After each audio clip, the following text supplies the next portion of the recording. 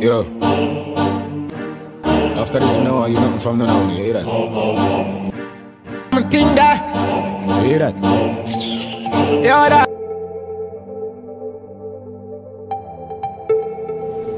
Hi everybody, welcome to another of this spot with me, Raliegh, your host. Today I'll be having a special guest, a different guest than last week. Last week guest was supposed to be doing another piece this week with me, but he's not feeling all 100. So I decided that I will just put that off until he's feeling a little bit better. Okay, so today we joining studio is Rob93 from the channel, YouTube channel, Rob93, right? He's another member of the fish keeping family, and we're going to be sharing our thoughts with regards to today's topic. Today is entitled, what do you feed your fish? Homemade food or manufactured food? Stay tuned. Hey, Rob. Hi, Rob. Welcome to my channel. Hey, Mr. Riley. Appreciate you for having me. I have this burning desire to investigate the use of homemade food versus manufactured fish food, right? Homemade fish food versus manufactured fish food. What do you think about the situation? Now, yes, that is a very important subject, and everyone should have that talk. Which do you prefer? Now, yes, honestly, I make home foods and also do a little bit between the manufacturing foods, but it all depends on where you live, and honestly, it's kind of hard for certain people because you live in a cold area or you live into a rural area where there isn't a lot of stuff, or there is, but there are certain times where you can't. So, what kind of food do you feed your fish? I believe my fish are now about adults and should work for themselves. They should provide their own food, right? That's just me.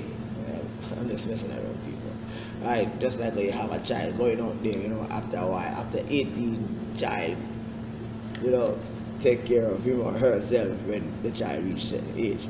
Okay, so Rob, what you have to say about this? and yes, you're right. I wish all my fish would be able to actually feed themselves and provide for them, and heck, even do a couple water changes, but we can only wish for that one, right?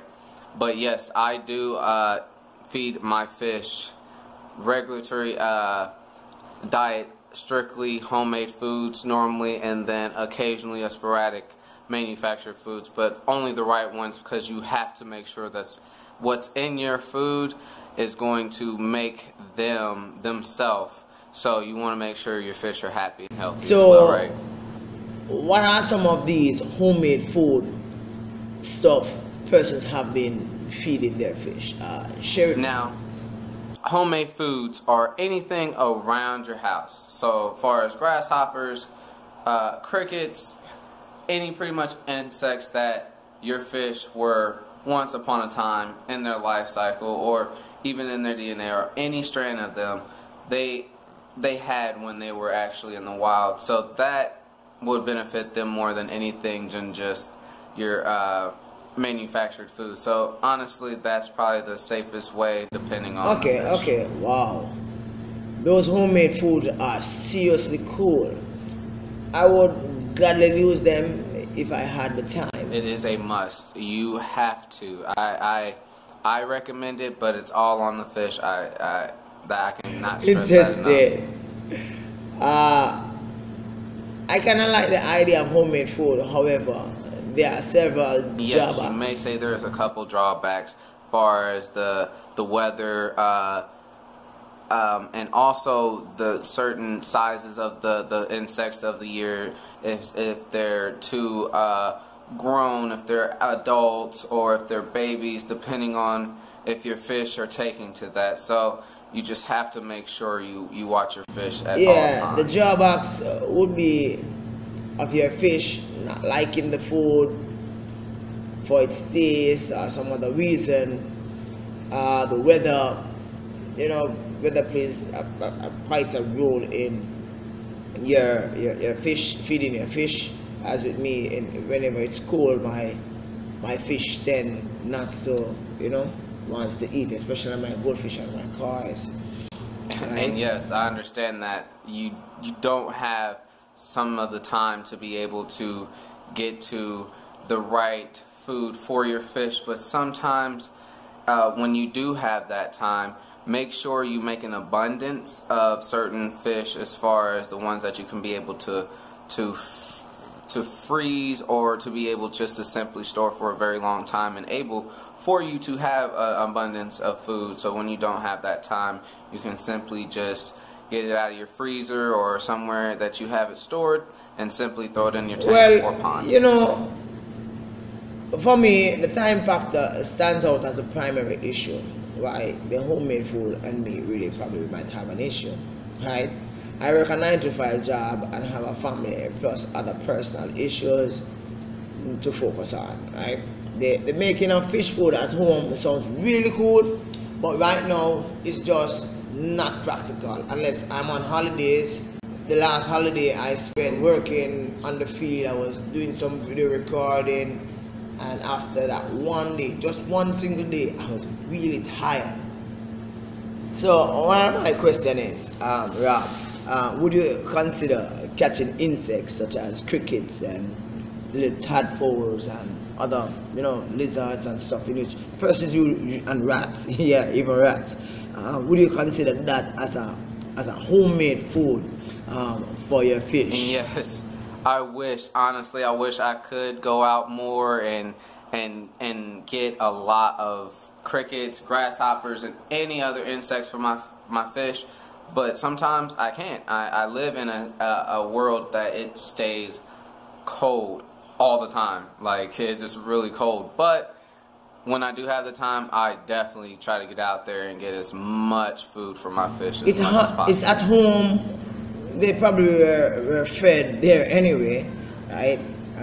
They eat stuff around the yard. They eat stuff around your house. So wouldn't you actually be grooming them to be homemade food? Especially the grasshoppers, in the yard eating the grass. I heard that some homemade food may work against your fish. Is that true? Now, the only thing that will hurt you in the long run is not knowing what your fish will eat.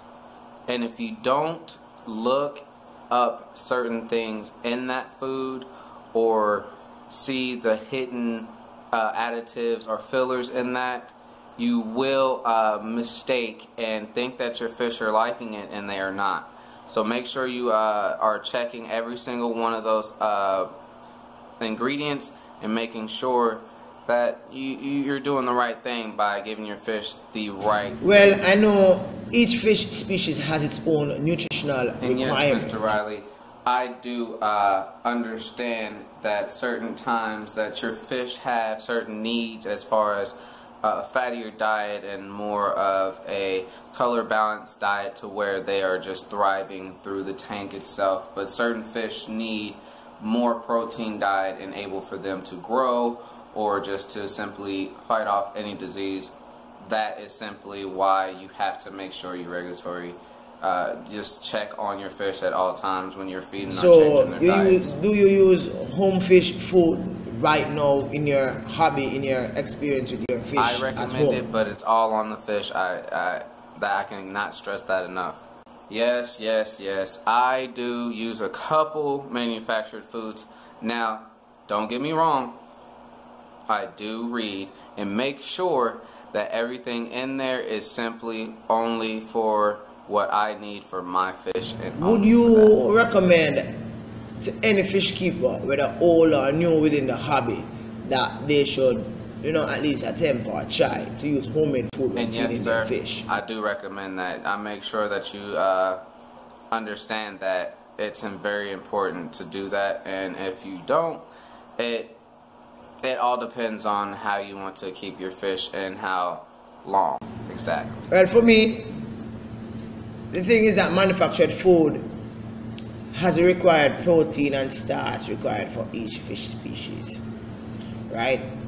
And that's why some brands of manufactured food are specifically recommended for a specific species of fish. For example, you might have feed specifically for cichlids or for tetra, or even for goldfish and koi, for example the koi stick, right? Now yes, this is very important to make sure that your diet is various different types of food, not just one and sticking to one. It has to be changed up every so often so your fish don't get bored and simply get used to one food. Just start changing it up a little bit and helping out, and I guarantee you your fish will start looking good. Wow, that's interesting. I think a debate on this issue should be done so as to sensitize our viewers on the pros and cons of homemade fish food. What do you think? It is a must. Now, to every debate or conversation or a simple chat about fish food, there's pros and cons. In this sense, pros always weigh out the cons in this situation when, one, you're not really having to buy as much if you're going around your house getting simple bugs and throwing them in there. Would you further separate manufactured food with those with additive versus those without additive natural food? Now, depending on some of your fish, not all of them will take to the additives. Don't get me wrong, some of my fish do, some don't. Some can't stand it. It's okay. But you gotta understand that, and you gotta work with them, and they will work with you, and they will understand that he's only trying. Yeah, because you know you have some natural manufactured food, and you have some manufactured foods with additives. Just like you would have food with additional minerals, food with additional vitamins for us as humans. I really don't know what to say.